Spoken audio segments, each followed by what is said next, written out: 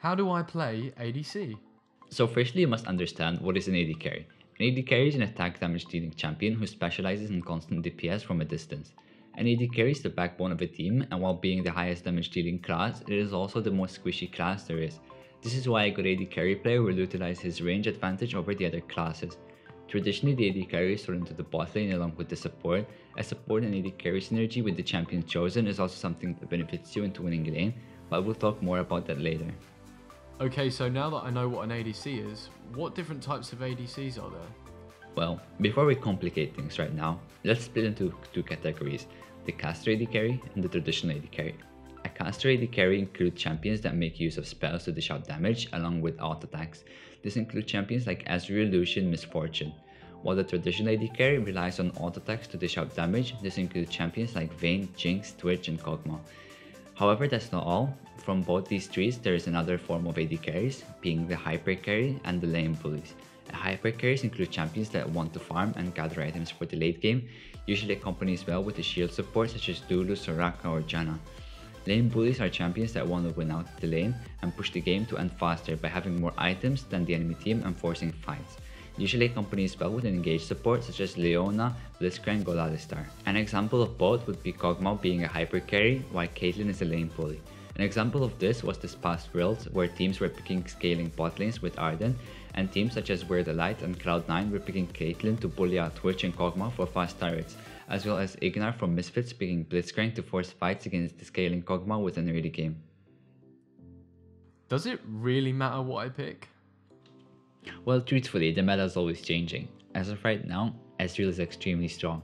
However, there is something that's always constant as apparent. Champions with late game scaling such as Twitch, Misfortune, Jinx seem to do better in bronze to gold elo than in higher elo. This is not always the case, however the reasoning for which is simple. In the elo stated before, the games tend to be longer, and such champions which needs items and time to become stronger benefit heavily from this. Also, people have a less understanding of how to end the game and pressure other lanes once they get a lead, so this results in lane bullies being less efficient than in that of an experienced player. So in my opinion, if you are new to an AD carry and you want to learn by carrying, you might want to stick with something like Misfortune, Tristana, or Twitch. Okay, so I'm ready to play. What else do I need to know? There's a lot more that you need to learn if you're going to become an experienced AD player. Some of these include itemization, farming, laning phase, bot lane synergies, matchups, trading, team fighting, and kiting. That seems like a hell of a lot to process. Well, maybe at first. However, it's very simple once it all starts coming together. In this video, we're going to be learning about bot lane synergy and lane positioning. Champion select is an important part of League, and in truth it's where the game starts. It's great if you can optimize your chances of winning. Does it really matter what I pick? Well, in truth, it probably won't matter that much. However, there are times when a lane is extremely close, and having a small edge versus your enemy might prove to be the winning straw. Think of it this way. You support picked Karma, and the only two champions you can play are Misfortune and Draven. Karma has a strong early game and a movement speed buff that allows for ally champions to hunt down enemy faster and snowball. This is why Draven would be a more proficient pick. Now the exact same scenario but with a Leona support. You would want to take Misfortune this time as Leona setups the enemy bot lane for an easy double ultimate combo which will result in multiple kills. A final example is if your support has picked a champion like Janna. Taking an auto attack scaling champion such as Kog'Maw or Tristana will be more valuable than a lane bully like Lucian. However, that's not the only thing you can learn by learning bot lane synergy. For example, you are versus a Leona Misfortune. As mentioned before, it's valuable to know when the lane is strong. In this instance, Leona has a strong all-in potential at level 2 to 3, and along with Misfortune, an instant kill at level 6, so you have to be careful and play around that. An example of this matchup, I would try to poke safely Leona within level 1 to deter her from Eing into me. Also between level 4 and 5, she isn't as strong as the previous levels.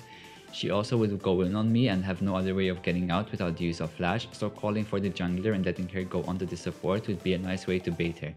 This is just one of many examples where learning bot lane synergies is important. So before going into game, while you are in champion select and loading screen, try to establish what makes your enemy strong and at what levels they will try to be fighting you. So now that you know the importance of bot lane synergy, let's cover two simple stuff, itemization and summoner spells. In the current meta, the only start that's currently the best is Doran's Blade and then Potion. However, keep in mind that the meta might change. Some other viable options are Doran's Ring and 2 pots if you are playing Jhin, as this allows you to push the lane easily and sustain with mana. Doran's shield is also strong versus a lane you know is going to bully you a lot, such as Draven or Kate when you're playing Kog'Maw. And lastly, a star that has fallen out of favor but will be mentioned anyway, Relic Shield plus 3 pots to supply your support with gold so they may rush their core item faster. The last one I mentioned isn't chosen much anymore, however it's worth noting. A final point is I see a lot of people selling your Doran's Blade early. I think this is a waste of gold. The item itself gives nice stats that aren't worth getting rid of for an extra 180 gold, unless you need to free up space. Itemizations are changing frequently and also depends on the team.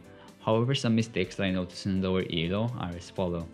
No defense items such as QSS. This item allows you to remove a crowd control ability and might be crucial to winning a team fight.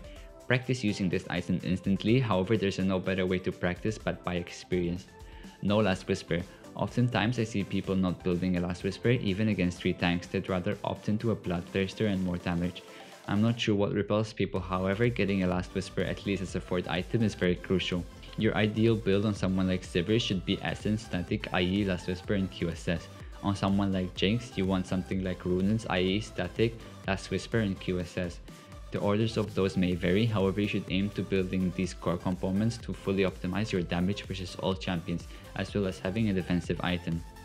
Lastly, get used to changing your trinket to a blue trinket. This allows you to ward pushes ahead without face checking, as well as warding ahead when chasing an enemy so you may continue to auto-attack him. Remembering to buy a blue trinket is something you'll get used to instantly.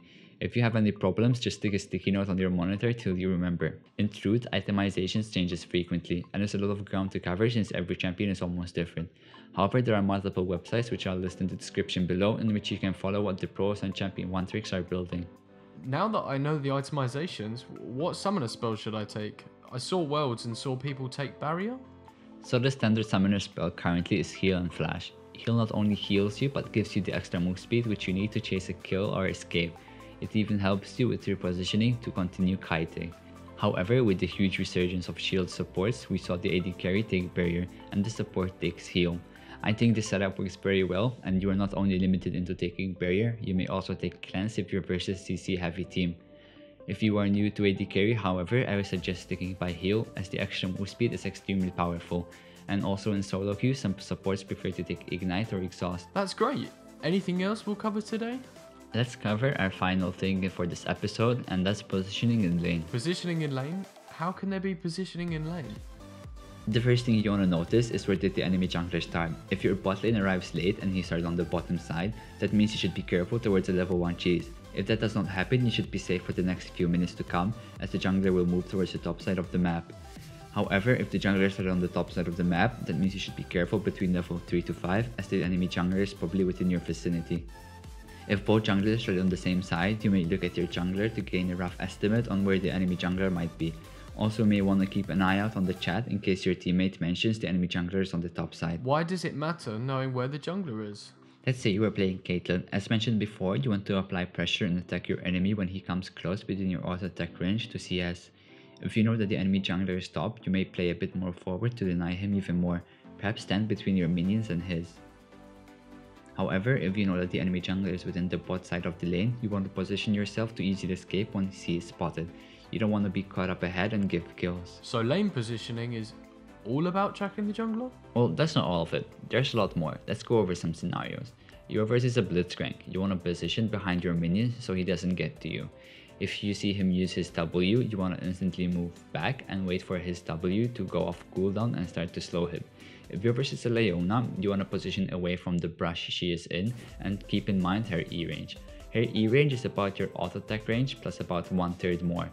The same goes for Thresh. You should really get used to the range of the enemy engages so you can position yourself accordingly. However, keep in mind that the opposite applies.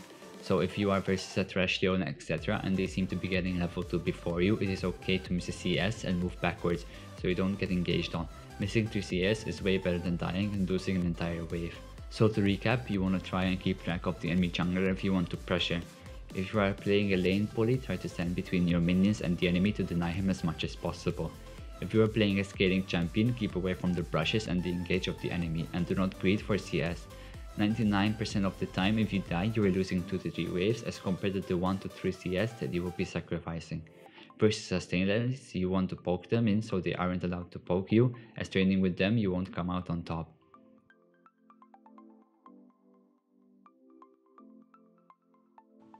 So that's all that we have for this video. Feel free to comment, like and subscribe, because we have a lot more coming out, including the continuation of this series.